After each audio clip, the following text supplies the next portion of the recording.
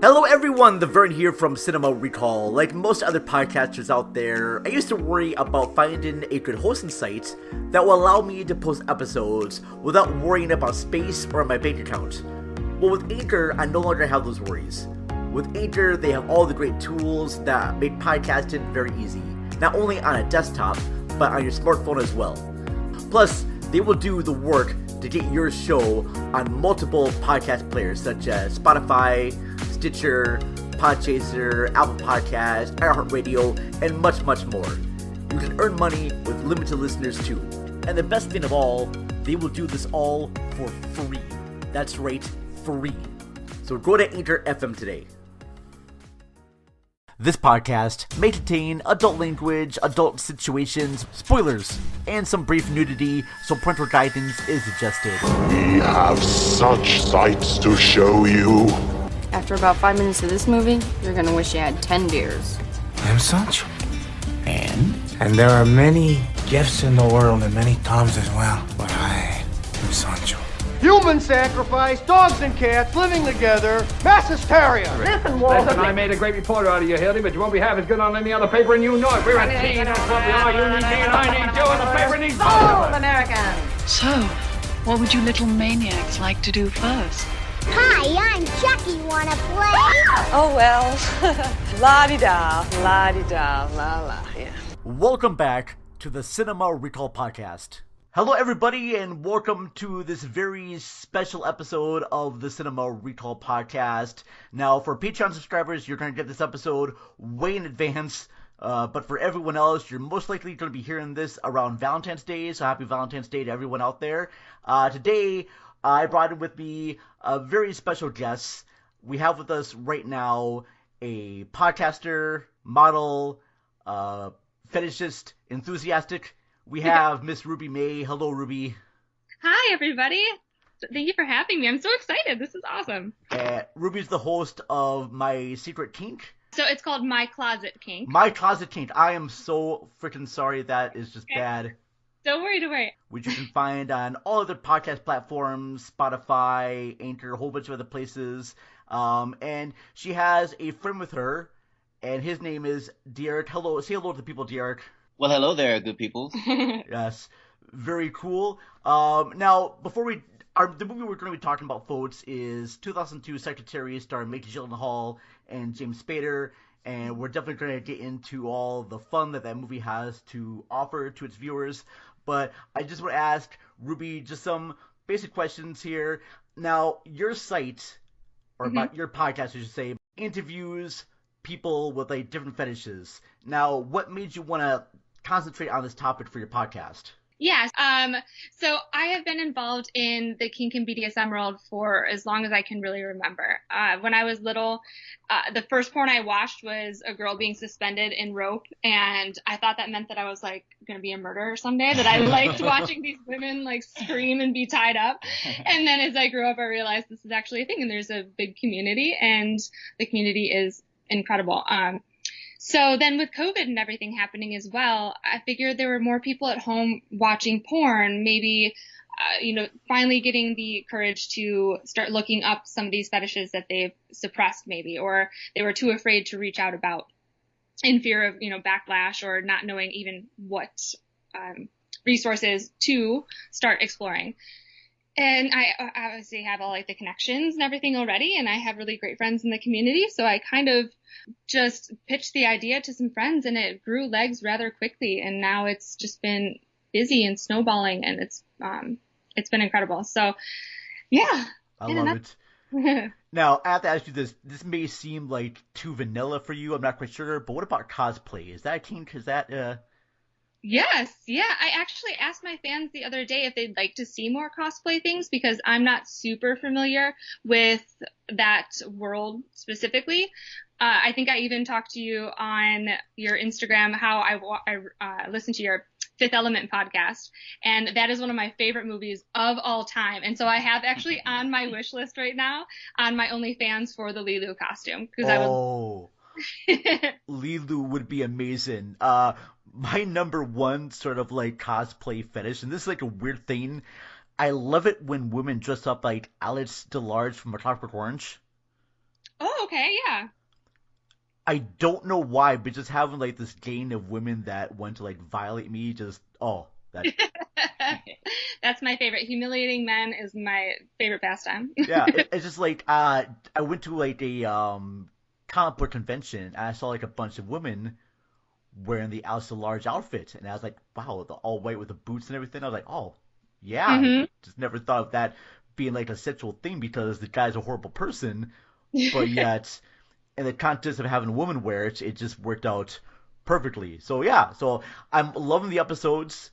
I love the fact that you give all your guests, you basically make it sound like these fetishes are like just normal. They're just average, everyday things that go on.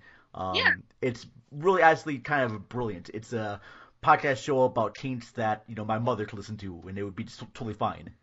Sex with Sue. Yes, we were just talking about that. Oh my gosh, that's so funny. Well, thank you so much for saying that. That was really my vision for it. Is I wanted to, of course, talk about the kinky side of it and the sexy aspect of it, but really highlight that there are people behind each of these stories and each of these fetishes, and actually have some struggles, getting there and actually having the courage to explore this side of themselves. And so I really wanted to concentrate on like the human aspect of it. So I appreciate that that was noticed. Very cool. And Deerick, I'm not going to let you off the hook here so easily, buddy. Yeah. What is your relationship with Miss Ruby Mae? So Miss Ruby Mae, she's a longtime friend of mine. Mainly what I'm doing right now with her, I assist in the visual aspects of things. So actually we just had a nice shoot last night. We did some role play and whatnot. So I am actually a visual anthropologist. Oh. So, yes. So my deal is I'm not personally involved in the kink world, but I'm a person that's involved in people. Yeah. Literally that is my specialty. So what I like to do is I like to place a mirror on the human experience. And the human experience is very, very vast. And just like her, I want that to be normalized. And the kink world is something that can be normalized as well, So that's kind of my role in things is this, and I'm super proud of everything she's done, and I'm just excited to be a fly on the wall with it a lot of times. Yeah. Aww. All the feelies. All the feeling in the world right there. Well, very cool. Anyways, her Ruby Mae show is called My Closet Kink. You can follow that show, like I mentioned before, on like Spotify and Anchor, a whole bunch of other podcast platforms. You can also follow Miss Ruby Mae on the Instagram platform, which is just at Ruby Mae. Ruby.Mae. Ruby.Mae. Thank you. All right. Yeah, D-O-T. Spell it out. Dot. You gotta spell that out. So Ruby D-O-T Mae. So spell that all right there. She's on Instagram. She has an OnlyFans account. Follow her everywhere. She's really great. Really sweet, heartwarming person. But let's do this right now, folks. I gotta do this every episode. I gotta take this break here to play some ad spots from other amazing podcast shows as well as their sponsor, and then we'll be right back. After these messages, we'll be right back. Hi, I'm Deerick. I'm Alex. And I'm Ben. We're from the podcast That Song From That Movie, the journey through the very best and worst of movie songs. We want you to join us on our voyage across the cinematic sound waves as we take a deep dive on a new song and movie each week to figure out just what makes them tick. Already we've set sail with Celine Dion on the Titanic, found a friend in Toy Story, and gotten drenched out in the rain with Butch Cassidy and the Sundance Kid. Hopefully each breakdown allows us to answer the ultimate question of what's better, the movie or the song. Or at least learn something new along the way. Just like learning that Toy Story 4 is a meaningless cash grab without a soul. You can subscribe right now on all good podcast platforms. If you use one of the bad ones, then that's on you, and we can't be held responsible. Subscribe to That Song From That Movie. Hello, meat popsicles. Why don't you grab your multipass, a drink, and come sit with us? Let's pick each other's brain. We want you to be part of our intimate conversation about science fiction topics. Let's do this. Join us, and let's talk about science fiction topics in books, movies, TV shows, and games. At Science Fiction Remnant, you are invited to listen in. Listen now on Apple Podcasts, Spotify, Audible, or wherever you listen to podcasts. And don't forget your multipass. This podcast is a proud affiliate of the Let's Chat Podcast Network. Find out how you can become a part of this team by going to letschatpodcast.net and click on the Let's Chat Affiliates tab.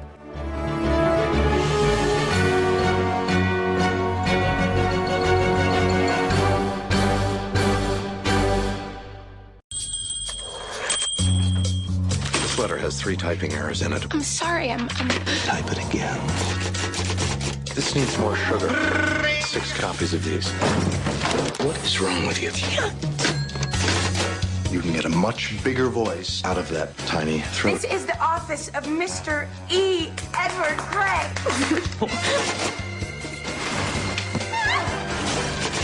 I'm the type of guy who wants to get married and have a kid.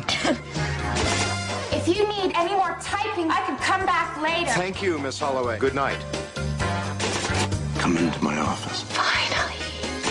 This isn't just about typos. It's your behavior. What about my behavior? It's very bad. I'm very fond of you. I'm your secretary. If we can fully experience pain, we can live a more meaningful life. He's the best. Are you doing something sexual? There are other ways to show your feelings. We can't do this 24 hours a day, 7 days a week. Why not? All right, welcome back everyone to the Cinema Recall podcast. You just heard some wonderful ad spots as well as our sponsor. We just played you a small little trailer spot for the movie Secretary. Now, Secretary was released in 2002. It was written by Aaron Crescenta Wilson, directed by Steve Shainberg, and stars Maggie Gyllenhaal, James Spader, Jeremy Davis, Leslie Ann Warner. And it involves a woman by the name of Lee Holloway, who just got released from an institution, and she does a job working as a secretary for Mr. E. Edward Gray, and as we learn throughout the course of the movie, E. Edward Gray has some peculiar things about him. But I want to give your guys just general thoughts about this movie. Now, I know you've seen this movie before, but what was your impression of this movie the first time you saw it? I'll start with you, Ruby. Oh, sorry. Okay, I was going to say, I like Deerick. So I actually saw this movie like right before I started getting heavily involved in the kink world, like going to dungeons, going to meetups, playing, publicly and everything. And this is actually one of the movies that is respected in the community. Like 50 Shades of Grey is not. We can get into that about that consent and all of that. Yeah. But this movie was a really great representation of what a true dom-sub relationship is and what they can do for each other. So I always thought it was great, but rewatching it now, also I love James Spader. I did not make that connection until I started watching it again. I'm like, oh my god, it's James Spader. I watched The Blacklist religiously. I absolutely love him. So I really connected with it this last time we watched it. And now being involved in the kink world for almost a decade, more heavily, I could appreciate it on a different level, so to speak. But then I also really loved watching Deerick's reaction and taking time to we pause the scene and really dissect it and get into it. Again, we're both the people, from the human aspect. Yeah. So it was a really rich experience this time, I would say. So, Deerick, was this your first time watching this movie? Yes, it was actually. Wow. Yeah, my very first time. And actually, if I think about it now, the first time I'd ever watched any movie that was involved in that realm at all. Really? Yeah, now that I think about it, I don't think that I'd ever been experienced anything like that, especially like that put together with it. So, right. yeah. Right. It was really cool for me because, like I said, I like to look at things from a very human perspective, the human experience. I try to think about the times of what's going on. So I had a lot of questions for Ruby about, when is this movie made and what were they trying to, how open was the kink world during that time? Was this like something that was very new and introductory to a lot of people? So I had a lot of those cultural questions about the time framing and the necessity of the movie at the time and the importance and why was this such a big film? And, answering those bigger human questions because those are the reflections of society, And so yeah, I had a lot of in-depth things that I was getting into it with it. Very cool. Yeah, I know. When I first saw this movie, I was working at a video store, and I just remember the image the box art had. It was just this woman bent over, and I was like, I have no idea what this is, but I am totally gonna watch it. And for a movie that I thought was gonna be very sexual and erotic, which this movie is, I didn't realize how funny this movie was. Yes. That too, yes, yeah. Yes. And how goofy everything was. Especially moments of them doing their play, the role playing, and how just like silly and fun it was. And I think that a lot of people miss the point of this movie. They think this movie is just being like, oh, it's about BDSM, which it is, but they forget how much goofy and fun these characters are having with each other. They're doing playtime. They're being liberated. I mean, that's the whole point. Yeah. And the actual description of the movie, I guess to categorize it, was labeled as an erotic, romantic, drama comedy film. Yeah. Really? I just saw that. Yeah. Yeah. All right. Yeah. Well, let's kind of get into some of the characters here as we go in the story here. So we first meet Lee. She'd just been released from the hospital, and we learn that Lee is cutting herself, and that's how she finds gravitation. She does this when things are becoming very stressful in her life. She has this beautiful box of all of her implements. She has like that ballerina, looks like the bottom half of a ballerina. Yes. That she uses, and even her box is just very well decorative. It's something that's very personal to her. I just kind of want to get your thoughts about Maggie Gyllenhaal and her performance as Lee, because she is every movie has a character that the audience relates to. So she is like our audience avatar. We're kind of seeing everything through her eyes in this movie, and I thought she just pulled everything off immensely great. The moment when she comes back and she sees her dad drinking, and that makes her want to cut herself again, I totally respected that or understood that, because there was a moment in my life where I was cutting myself. In fact, I still have 2 large scars on my arms for when I took a knife too deep to my arm. Oh my goodness, yeah. So I totally respect that, and I saw this movie right after my incident happened, and I was like just totally in love with her. So I just want to get your thoughts about Maggie Gyllenhaal and her character in this. And I'll start with you, Deerick. You had a much deeper connection with it. I like that. Talking to you, Vern. Yeah. Oh, yeah. I was like, so I was very, actually I used to, date a girl probably about 15 years ago, and she was, this is the way in which she was releasing a lot of stress and pain and whatnot. And it was kind of interesting. I actually just rewatched that scene before we start talking to you. And the immediacy in which she went for that after, seeing her father and the drinking and whatnot, and after being out of the program, it seemed like it was something that was very personable, like you said to her. This is something, I mean, it's like almost, I don't want to say a treasure chest. I'm just speaking, I thought that, I'm just speaking out loud, Sure. But I don't want to necessarily say treasure chest, but it seemed like something that was super personal and decorative and seemed like something to make things feel real for her, or make things seem, as a person who's never experienced it, trying to understand that nuance right away. Like that was the first thing you really kind of see. And then for it to be, I'm not even sure if I'm remembering it correctly, but there was like a cast iron or something, or something that was hot. A kettle, excuse me.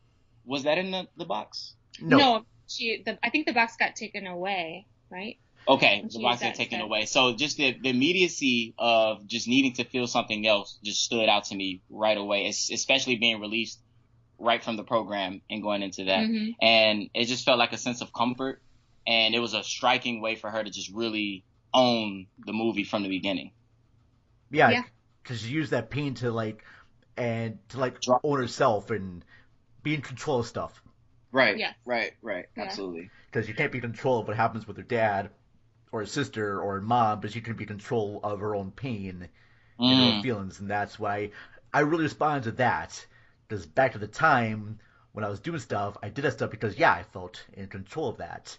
And this has happened in my early 20s and whatnot there, so it's been like a long time, but I fell in love with Lee right from that moment, and I'm like, all right, this girl can do no wrong. I'm totally into the story right now, and I'm going to see what happens. And she goes to these classes, these typing classes, and then she is searching for jobs. I love the sequence when she is in a bathtub looking at a mirror and just talking about how perfect the interview is going to go. I love that. And then she ends up meeting Ian Gray, played wonderfully by James Spader. And when she first gets to the office, she knows that everything's in shambles. I mean, the reception area is all messed up. The last secretary is leaving with like tears in her eyes. And when she goes meets James Spader's character, and I thought this was kind of like a nice little twist on it. When you see Edward Gray, he's kind of looking like down. I mean, looks sad in a way. And I thought that was a brilliant way to introduce that character because he seems very like vulnerable. I don't know if you all caught that, but for me, he felt very kind of vulnerable when he's giving her the interview, and he's asking her about her typing scores, and then he's asking somewhat personal questions about if she has a boyfriend or not. But I know he's doing that because he's nervous. Yeah. And you can totally see the nervousness that happened with him as well. And she can sense that as well, too. I mean, he's not very aggressive with his actions.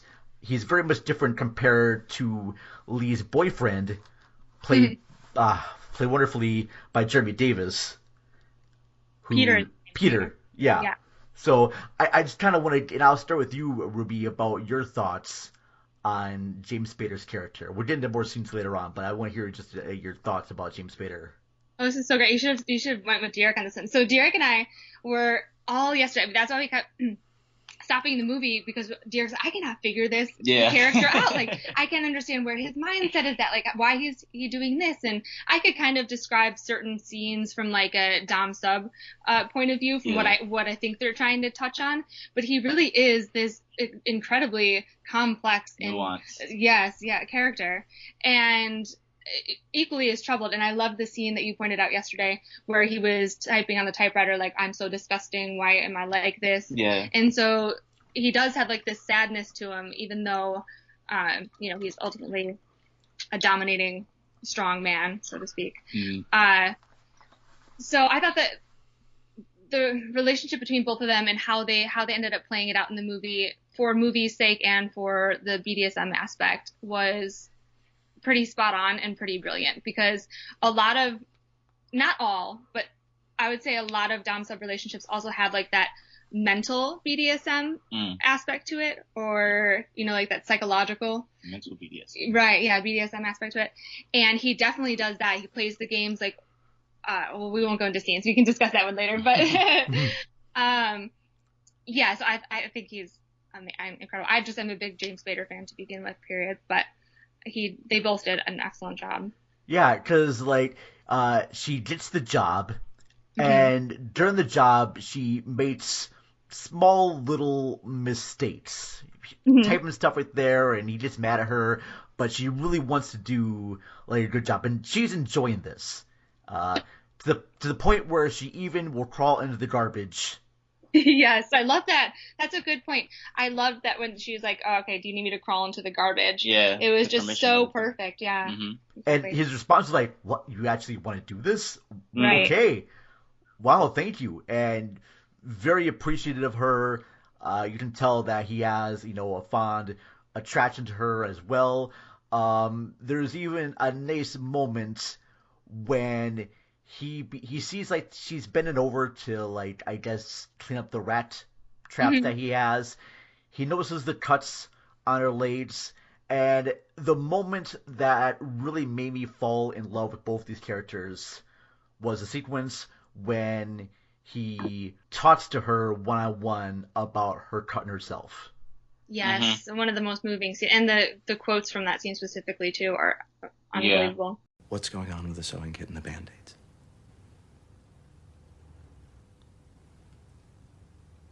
I feel shy. Do you want some hot chocolate? Okay.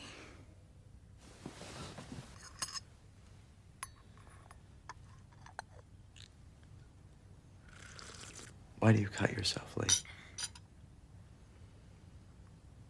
I don't know. Is it that sometimes the pain inside has to come to the surface, and when you see evidence of the pain inside, you finally know you are really here. Then when you watch the wound heal, it's comforting, isn't it?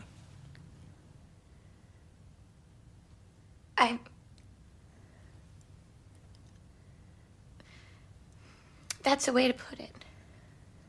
I'm going to tell you something, Lee. Are you ready to listen? Yes. Are you listening? You will never, ever cut yourself again. Do you understand? Have I made that perfectly clear? You're over that now. It's in the past.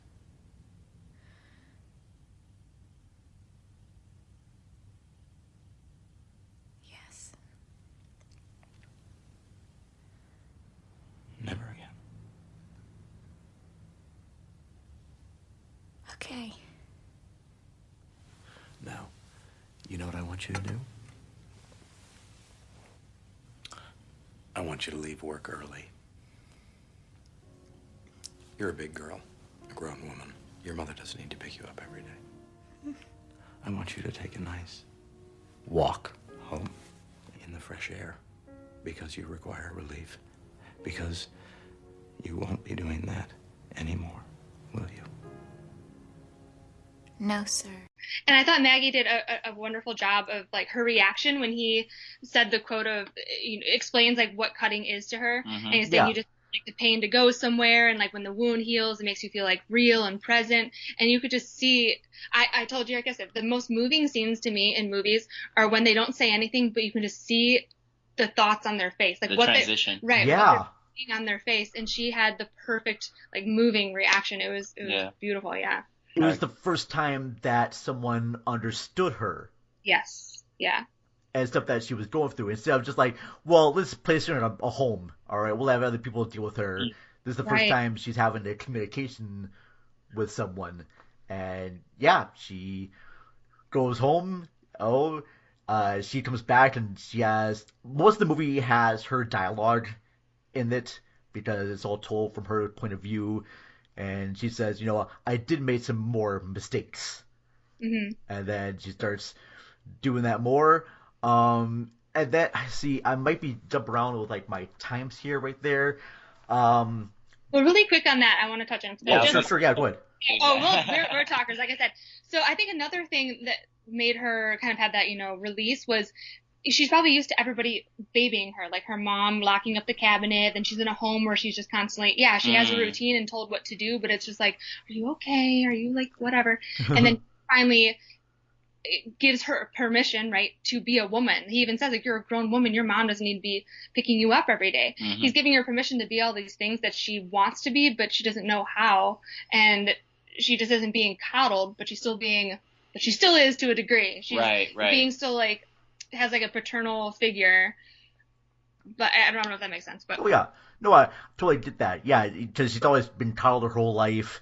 And we should talk a little bit about her dad in a way too, because when we meet her dad, her dad's this alcoholic and very distraught about where his life is going, and the mother just wants to believe that everything is bright and sunny. Most of her other daughters also feel that way. Everything's kind of bright and sunny, but her dad doesn't feel that way, and I feel like her dad also plays into how Lee perceives the world. And ends up in the relationship that she did with Mr. Gray, yeah.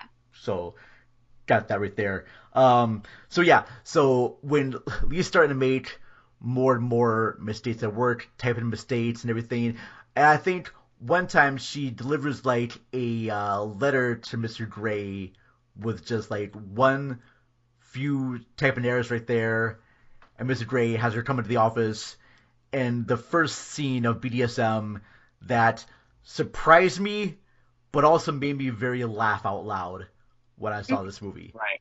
Where he first spanks her? Yeah. Yeah. And when this movie first came out there, I did watch this movie with my folks. Oh, really? Oh, my gosh. Okay. But we were all laughing at it. Yeah. I mean, Because it isn't something people are really, maybe nowadays it's a little bit more common, but you aren't exposed to, and it seems so silly being spanked as an adult. You know, I think that's where the comical aspect comes in if you're not familiar with it. But there's a true transition right there of power. I think she had her family was kind of in control of her, like you said before, but that I think at that moment that he understood and she understood that transition of power was being given to, or that paternal, I should say, was being given to him. Yeah. So I should set the scene for our listeners out there. So Ira Gray brings Lee into his office and says, all right, put your palms on the desk, bend over so you're looking right at the letter, and I want you to read it out loud for me. Put the letter on my desk. Now I want you to bend over the desk so you're looking directly at it. Get your face very close to the letter and read the letter aloud. I don't understand. There's nothing to understand. Put your elbows on the desk. Bend over. Get your face close to the letter and read it aloud.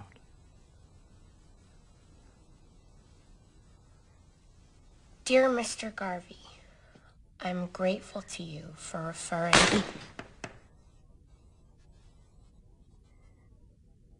That's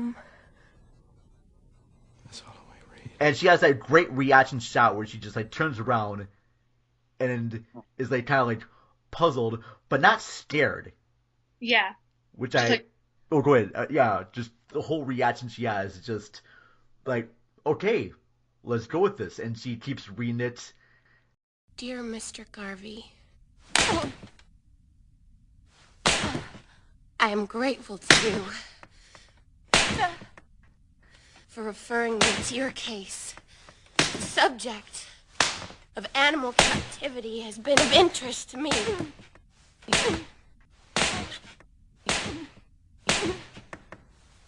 For quite a while. And my secretary has prepared research material that I think you will find illuminating.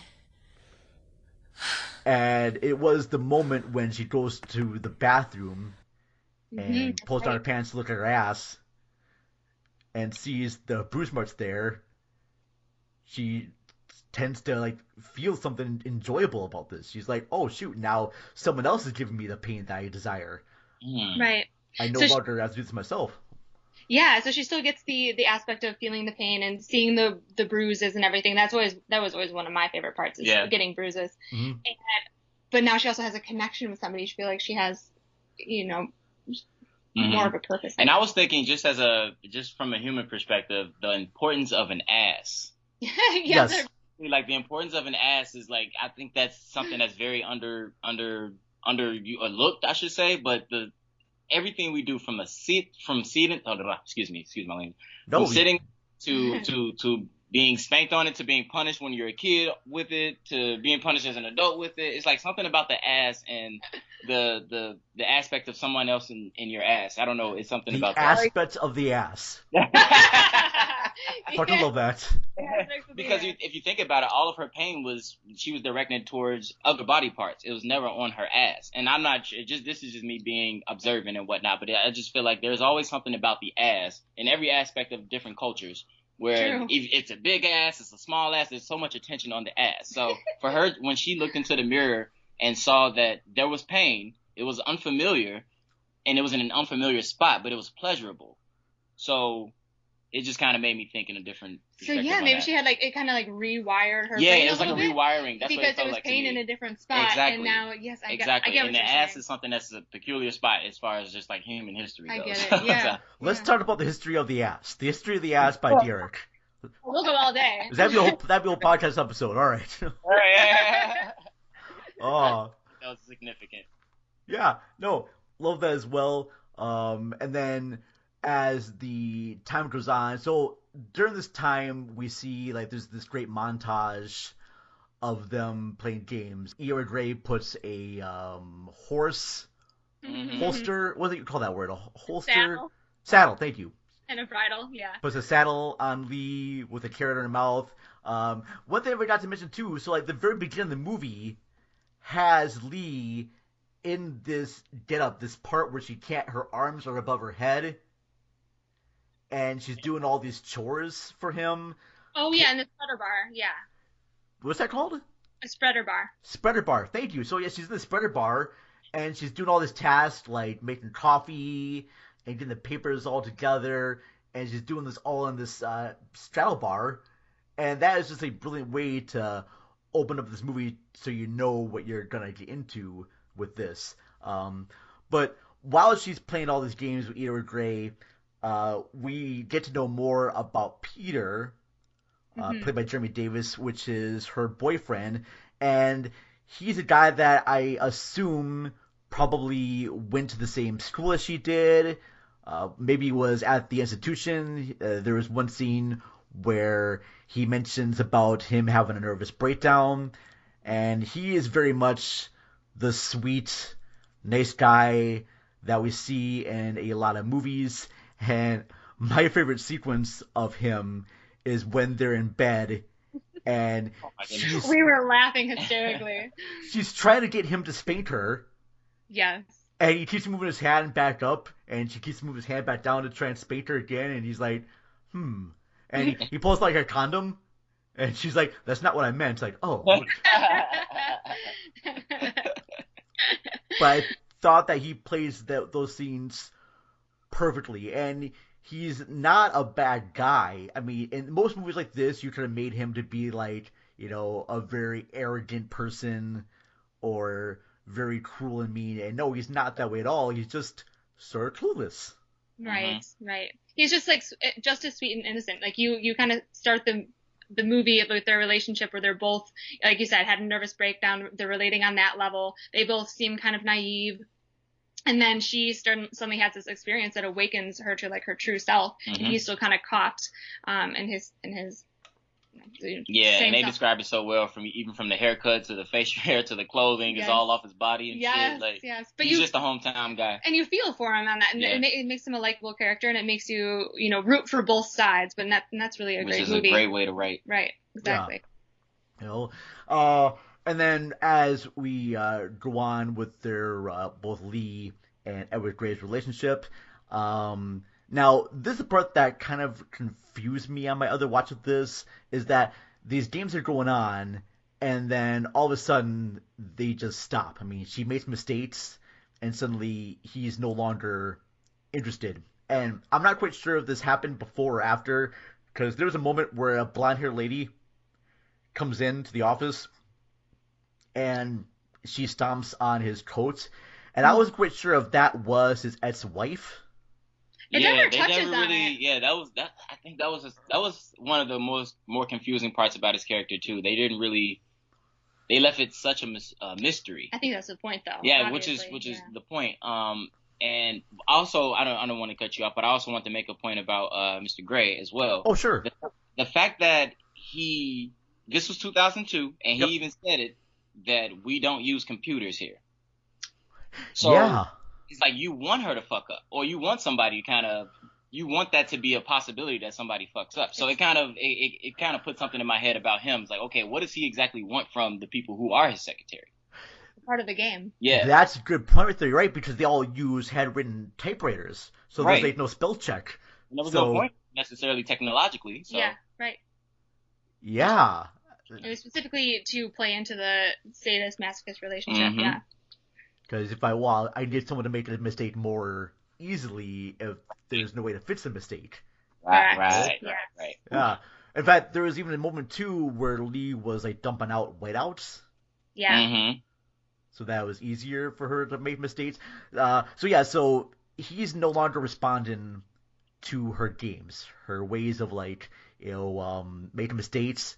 There's a great moment. There's a great little image that I have of Major Gyllenhaal licking the envelope really slowly. Yeah. And James like, we don't have time for this right now. And she's just like so frustrated, like, oh, gosh, like, what is this? What can I do? And then she finds a worm and just puts that in a litterhead, and he finds it and he circles it over and over again. Because after the big montage of them playing games, E. Edward Gray actually throws away all of his red pens. The Mhm. red pen is kind of like a main image Yeah. point of the movie that I forgot to mention earlier, that he used to have like all these red pens to correct all the mistakes, and that was his form of power. Mhm. And he got rid of them all except for he has one left, and he's able to circle that red snake, and he pulls her back into the office again. And this time, I'll set the scene for listeners. He has her bend over, has her take down her skirt and her underwear, and he says to her, you know, I'm not gonna fuck you, all right? And she does she read something again, or No, I don't No, think. No, no. he just then he, continues to jerk off. I think they try to scene to where they want to make it so that she wants it. They want us to understand that she wants him to fuck her. Yeah. Or even just get spanked. She wants the punishment. Or the punishment, I should but say. then Yes. that we discussed this a little bit yesterday. That's the psychological BDSM in play. She's waiting for a spanking. She's waiting for or to have sex, and he just jacks off on her. That is so twisted and so beautiful at the same. That is great writing. That's very accurate to a dom sub relationship in the kink world, and it's I don't know. It's so beautiful. The mind is so beautiful. It's crazy. Yeah, it is. We hypothesized about James Spader's character so much yesterday, and why he ended up stopping for a little bit and then getting back to it, and it's brilliant. I'm just assuming that it had to do with that one lady who I think was his ex-wife, because maybe she brought back these feelings of doubt in him. Yeah, could be, yeah. About what he's doing right there, and he probably thinks, well, gosh, I'm a horrible person for doing these sort of things. Yes, why am I do this? I'm disgusting. Yes, yeah. And and then after that, see now, my notes are going to be kind of jumbled here, because after this moment, after she does this, she goes into the closet, she cleans herself off, and then I believe he fires her.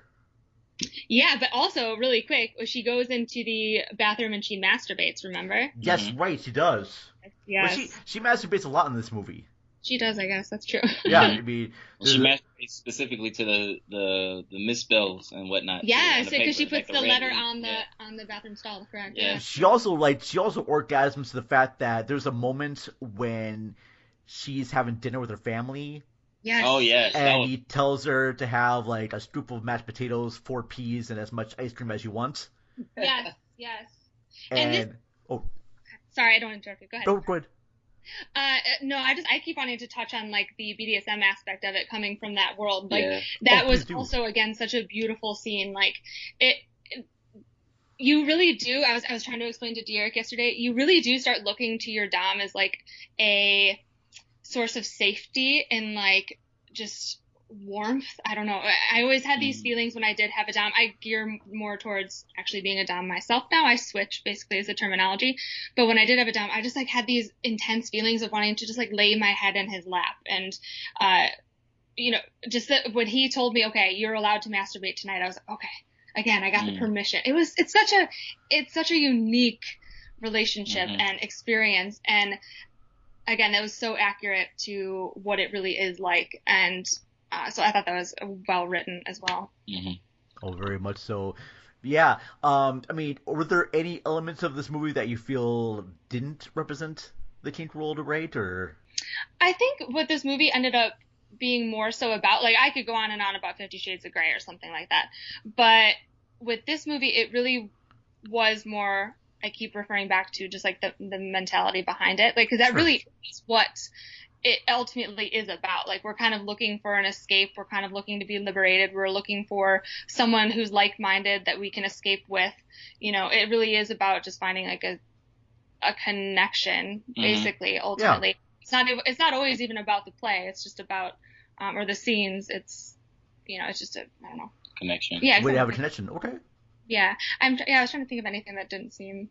The only thing that seemed, well, obviously I'm not in the world, but the only thing that I understand that it's a movie, but I wanted to emphasize that just understanding and learning more now, a person doesn't have to be necessarily as problematic as the character that was displayed. In order for this to be like something that she really desires. Right. You know what I mean? She I doesn't need to understand be it. troubled. Right, she doesn't need to be troubled necessarily in order for this to be like, okay, this is how the kink shit starts. Right. You know? Yeah. But I understand you have to play on things and whatnot too. Yeah. Yeah, that's a good point. She doesn't have to come from a mental institution or have any problems mentally to be part of this world right there. And yeah, I can totally respect the feelings of that too.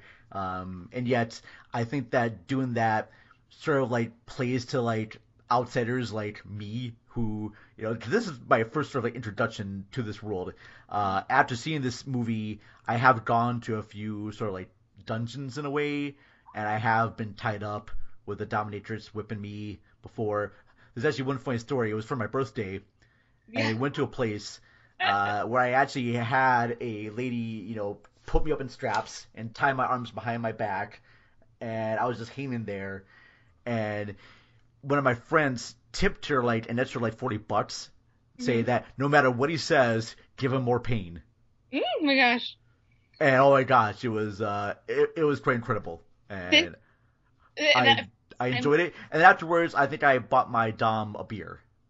Oh, nice. Well, this is something I actually go into on my podcast. I will not go off on your podcast, but like about playing for the first time and playing safely and whatnot. I'm glad that you ended up having a positive experience, because sometimes it can go south. If you're just experimenting and you're like, give me as much pain as possible, it can turn quick for some people. You know, you can be triggered in ways that you don't realize until you're in that moment. But again, that's a whole different podcast. But what do you identify as? Like, do you a masochist or submissive? Switch what?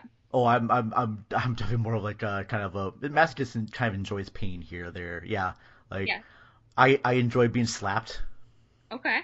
Yeah, I like it. I like it when I'm with a woman and, you know, she slaps me and then just gives me a kiss afterwards. Yes, yeah. Which we were going, actually, we can relate back to this with the movie. Remember when we were talking about the hot chocolate?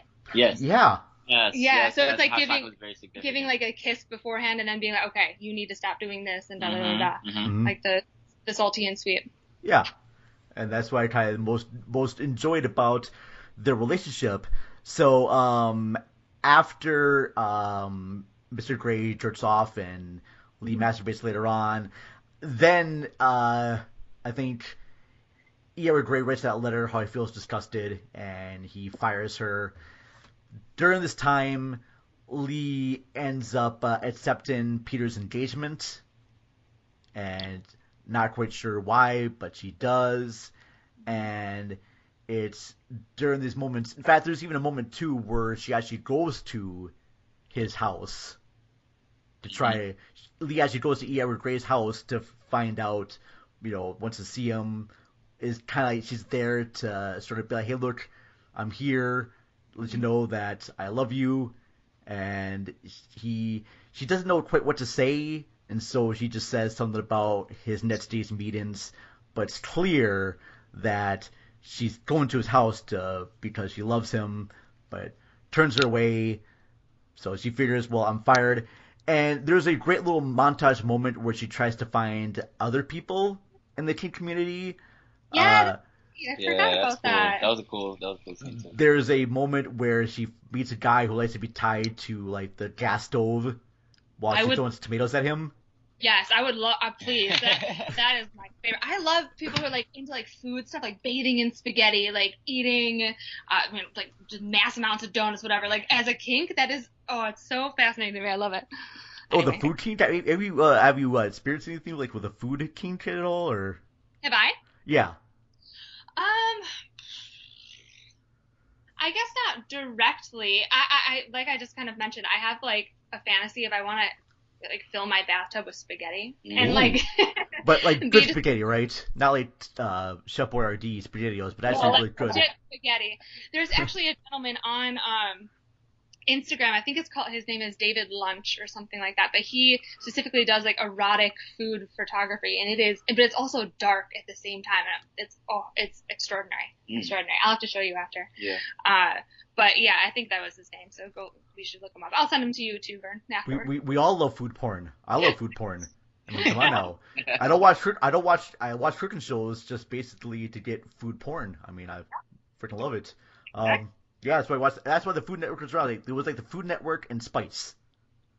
And what? And Spice? Yeah, the Spice Network, the Food Network, and like Playboy Channel. Oh, I don't have Spice Network. What is it? I don't know what that is. Spice is back in the 90s. I don't think they have Spice anymore, but it was back in the like late 90s. That's the only way to watch porn.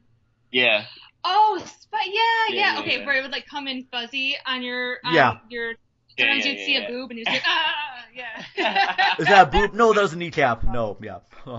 But getting back into secretary there, so she gets fired, and she goes through her montage of trying to find different kink partners. She ends up agreeing to Peter's engagement, and she's there in the wedding dress, and she just says, I'm not feeling this. I gotta know for sure.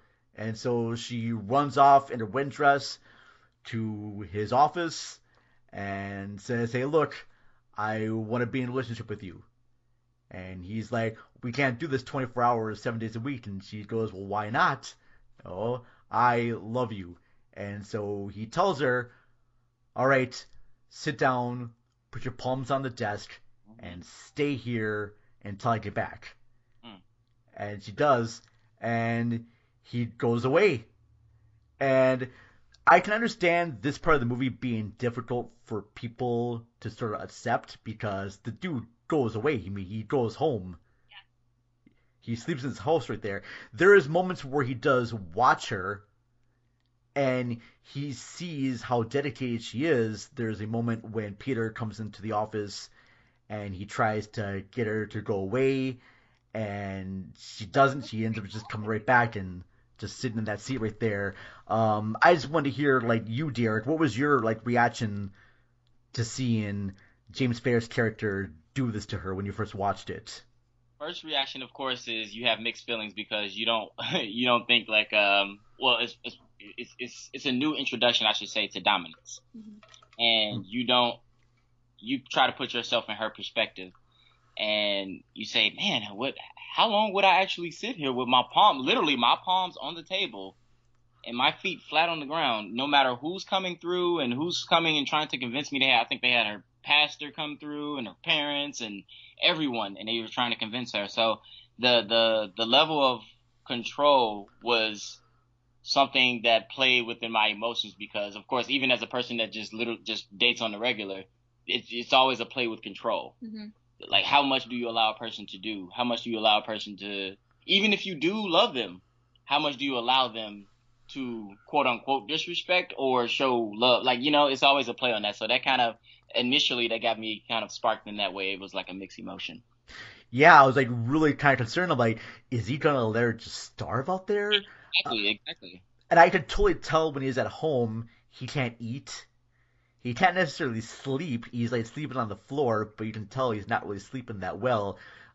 He is consumed by her, and you can totally see his frustration of where this is going to go. And then when the Indian shows up and he comes into his car and he gives her a sip of water and he carries her into this glorious den. I forgot to mention too that this guy has like a great love of nature and things. He has these like plants that I don't know if he paints them, but he's got this whole garden of great, and he lays her down in like this grass bed. I don't know if that actually is grass or not, but lays her down. And actually, no, I think he gives her a bath first. I'm not quite sure the order of the scenes here, but he definitely does just care for her and, cleans up all her bruises and washes her hair and is just very, very sweet to her. I always call this movie kind of like a litmus test whenever I'm dating someone. I always show her this movie, and if she thinks this movie is sweet and funny, then I go, okay, well then I could probably date you more. But if you find this movie to be just kind of like odd and strange and weird, then we maybe just end up being friends. But this moment here I thought was absolutely very sweet, romantic. It made my heart grow really, really big, mainly because these two just had this major connection with each other, and I ended up loving it really much there, especially the scene, but the whole build up to it was very well earned. I don't know, Ruby, what were your thoughts about these? Yeah, two things. So I think also touching on when he, was watching her from outside, making sure she was kind of checking up on her, seeing that she was actually obeying, so to speak. Sure. He also had this moment of, look how far she came. Look how strong she was, taking a stand for something. She was actually being, in her own way, dominant. Even when Peter ripped my hands away. And he got to kind of say, oh my gosh, I helped her become this amazing woman. Maybe we really do bring out the best in each other. And I really saw it as just a test of love, because I think he was struggling with his feelings with her as well, and his feelings towards himself of how can I do this to another woman? So he was trying to see how compatible I guess they really would be, and he was fighting with those feelings, so he realized this is perfect. And I think you were going to mention earlier, Ruby, that Mr. Gray was the one who called Peter to come to the office. You're right, yeah. So he was really he really was testing her. I don't even know if it was a test at that point. He was trying to. I think that both the characters are just trying to find themselves. Yeah. He was the one. He left, and he left for, it seemed like, days. I mean, she was pissing on herself and everything. Yeah. Oh yes, that's true love. You can pee on yourself. That is just true love right there. Yeah. Yes. And the second thing that I was going to touch on is in the kink community and BDSM world, when you after you do a scene or after you play anything like that, aftercare is extremely important. That's one of the things that we all despised in 50 Shades of Grey, when they go to their bedroom and then she'd go to her own bedroom. That's not a thing. Aftercare is extremely important, where your dom then takes care of you, nurtures you. There's literally aftercare rooms in dungeons. Vern, you said you've been to them. So where they give you water and, they give you nourishment. Usually there's no booze ever involved. People normally aren't allowed to drink, do drugs, anything. You have to be sober. And then I always said and as well, branch off. My first experience in a dungeon, I ended up actually passing out, and I woke up in the aftercare room, and there was a team of people icing down my booty and my back, because I was on a cross and they were using different instruments and whatnot. Really? Yeah. And wow. Ping pong paddle over my ass. Yes. And then I was like, I think I'm gonna pass out, and I remember they were getting me down from the cross, and then woke up in the aftercare room. And then secondly, so I don't get off on too much of a tangent, so one of my I still to this day say this is one of the most romantic experiences I've ever had, is when I did have a dom-sub relationship, me being the submissive. My dom specifically was a sadist, so he enjoyed mostly doing intense impact play, to where I would even cry. And it's definitely healing. It's very cathartic, for both of us, but it definitely takes a lot out of you. But there was one time I asked to be tied up completely so I couldn't flail. And so I was on the floor, I was hog-tied, and I started crying, and he went to the kitchen, and he got a little glass, and he collected my tears in a glass and then drank them in front of me. And then he untied me, and we just sat there for 45 minutes and just hugged and cried. It was so beautiful. Oh, wow. It's messed up, but so beautiful, right? Wow.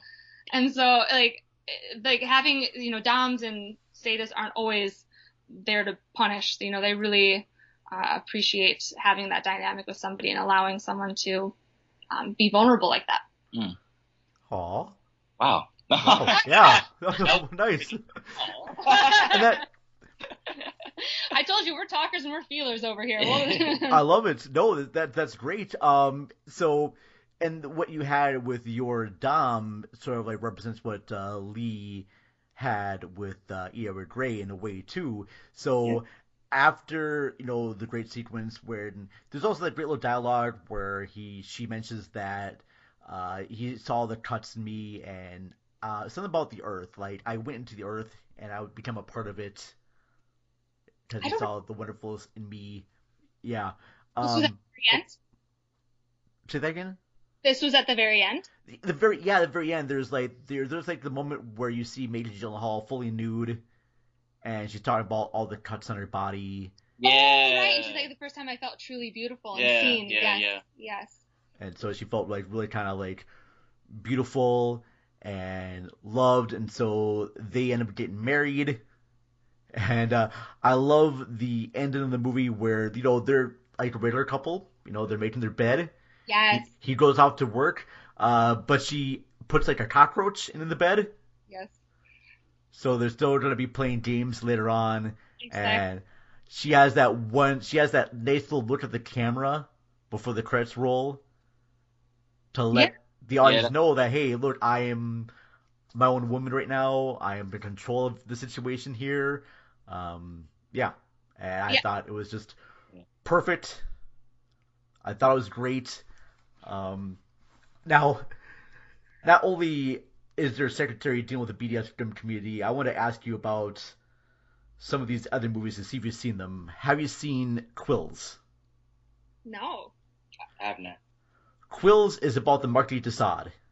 Oh. Stop it! Okay. We just watched a documentary on this last night. Oh my gosh, this is so funny. Yeah, we know all about this. Kate Winslet, I think Jeffrey Rush is in it. And it's about how they're trying to ban the Marquis de Sade is in prison. Uh-huh. Yeah, it's good. When was it made? We're looking it up right now on the... Like, I think, it's like 98 or something like that. Oh, wow. Okay. Sorry. No, you're good. No, I've never even heard of it, actually. We actually watched a documentary on the Marquis de Sade last night. Yeah. 2000 is when it came out. Yeah, Jeffrey Rush, Kate Winslet. What was it called again? Quills. Joaquin Phoenix is in it. Michael Caine. Can you see it? Is it on like Netflix or anything right now? Or I don't know. It says it's on Prime, but I may have to buy it on Prime. I don't think it's available on a streaming network there, but it's good. It's really good. It looks like the costumes and everything would be really badass too. Oh yeah. Belle de Jour. No. Belle de Jour. Belle de Jour is a French movie with Catherine Deneuve, and she plays this bored housewife who decides to get into prostitution. We were literally talking about like how French films are always freaky last night, and we were trying to find some to watch after that documentary. So we're writing all these down. Yeah, Belle de Jour is good. And then I don't know, I've not seen it, but I've seen 9.5 Weeks. Yeah, that's a really great one too. Okay.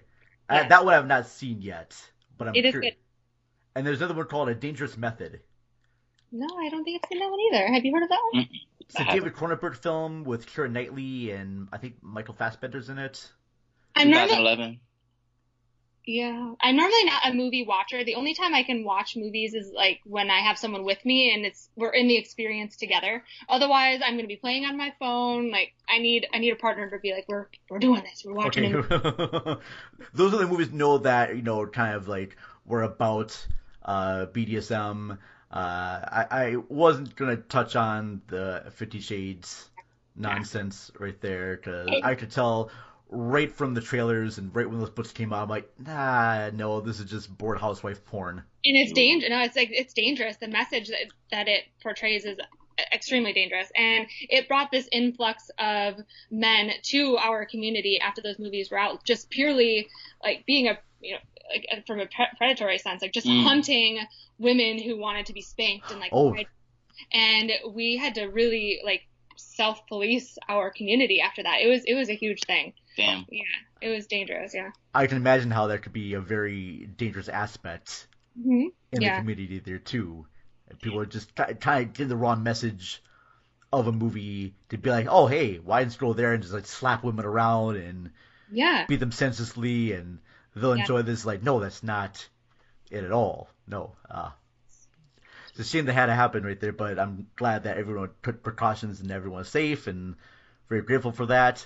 Well, getting to the end of this movie here, Secretary, we do a rating system out of like 5 stars. I'll start with you, Deerick. What would you rate Secretary as out of 5? Out of 5, I would have to give it I'll do, because I can't give everything. You can't give everything a 5. Right. So I would definitely give it a 4 or 5. Okay. 4.5. I really enjoyed this movie a lot. And I don't know.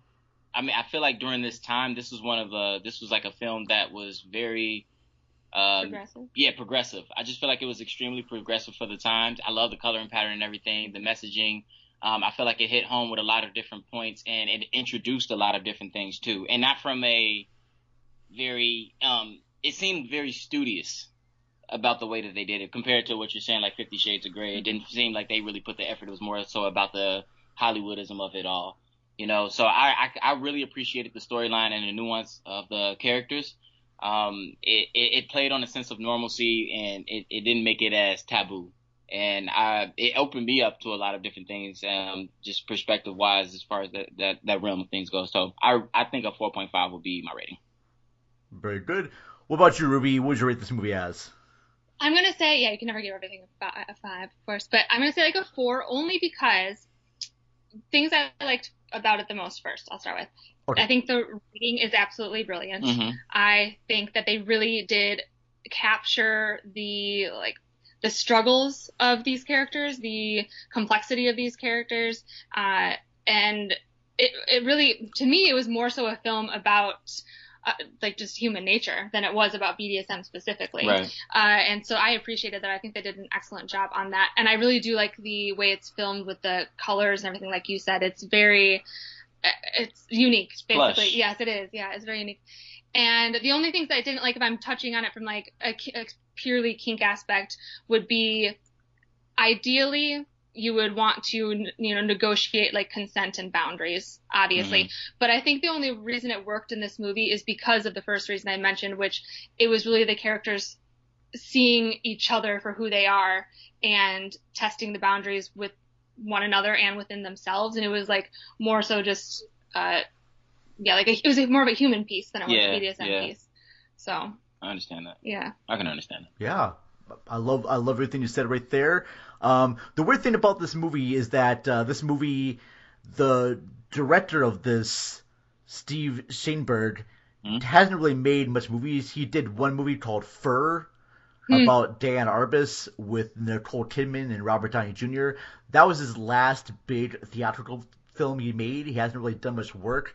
And then the writer of this, Erin Crescenta Wilson, hasn't done much work beyond this. The only movie she's done is The Girl on the Train.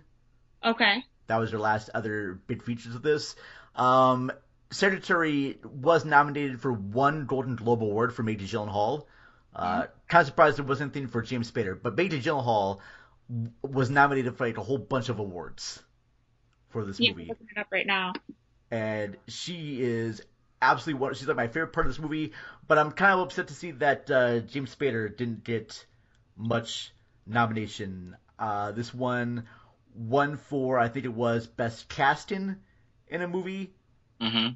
So I love that right there. But yeah, it won like 15 awards, and I am fully down for all of them. But all the ones I see winners for, well, Erin Crescenta Wilson did win an Independent Spirit Award for a screenplay. So that's good. But yeah, most of the awards I see is for Maggie Gyllenhaal, the writer and director. I don't really see much nominations. I think for James Spader, I think it might have been because people took his kind of like his quietness, his like silence, or just kind of like steady. I'm trying to find the words, but as just being a boring character. Yeah.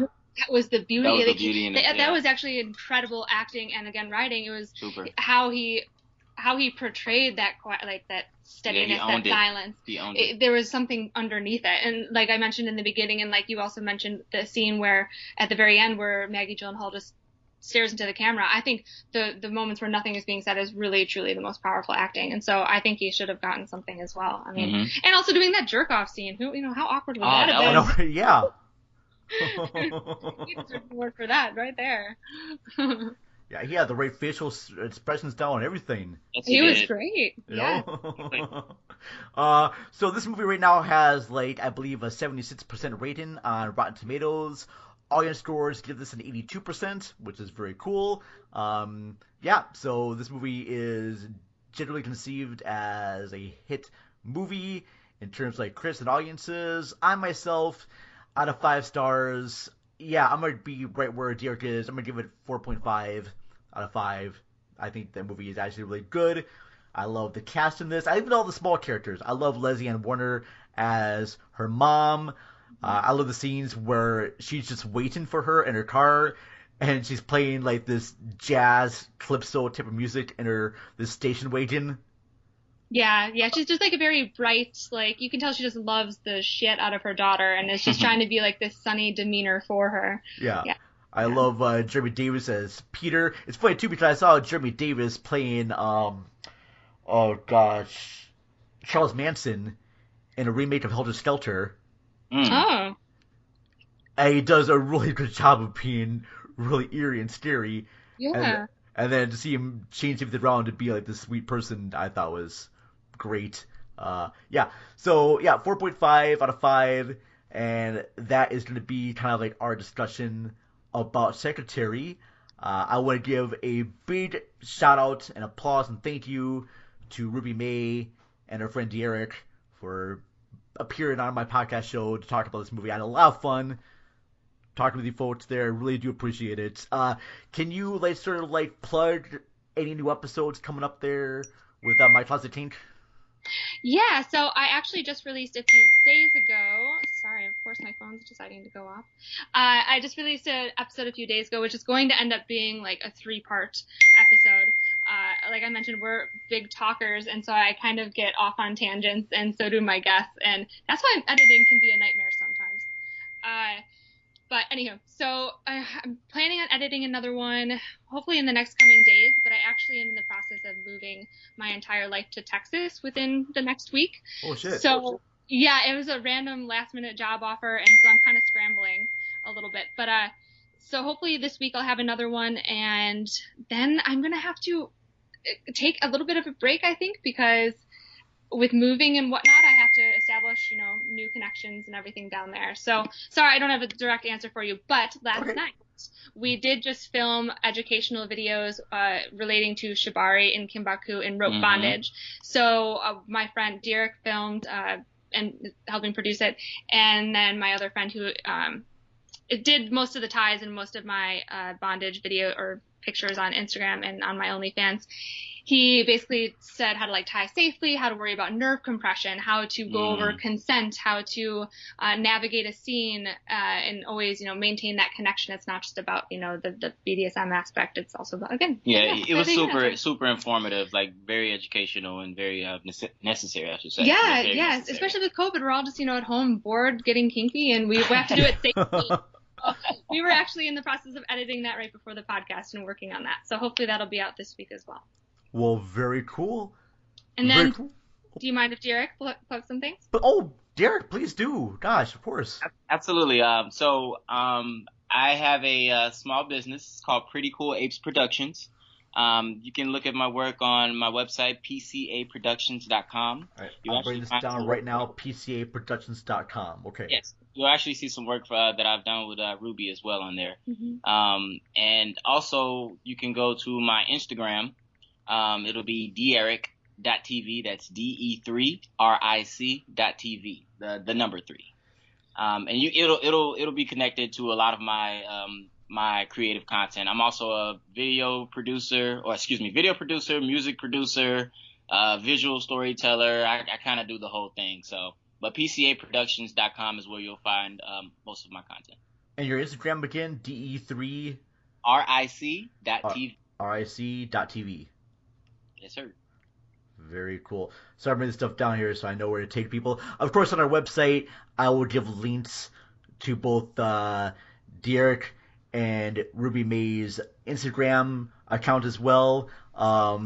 Any other links I should share with our listeners there, Ruby Mae? Other than my OnlyFans, I'm not sure if you're able to do that. My OnlyFans, Instagram, what else? And my podcast, obviously. I have the Anchor, or just go on Spotify, Apple Podcasts, all of that. I'm in the process of designing a landing page for myself. Okay. So I can lead everybody, but in the future.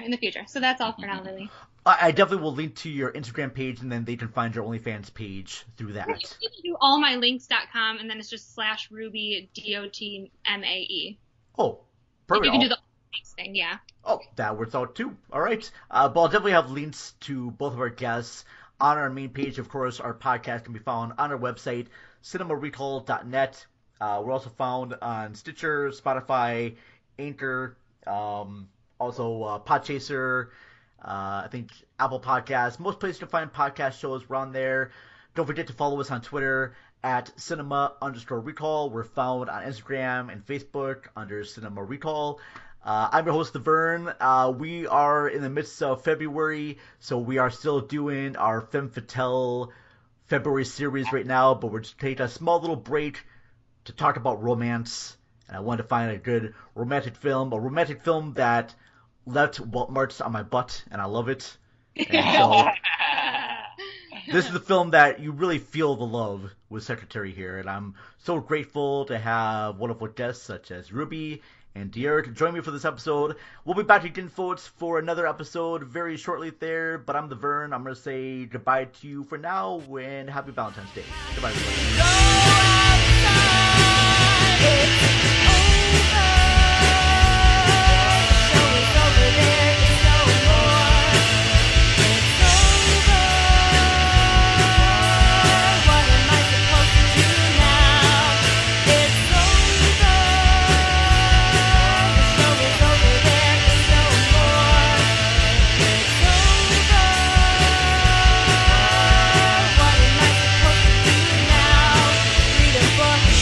This podcast is a proud member of the Lamb Podcasting Network. Find the network at largeassmovieblogs.com.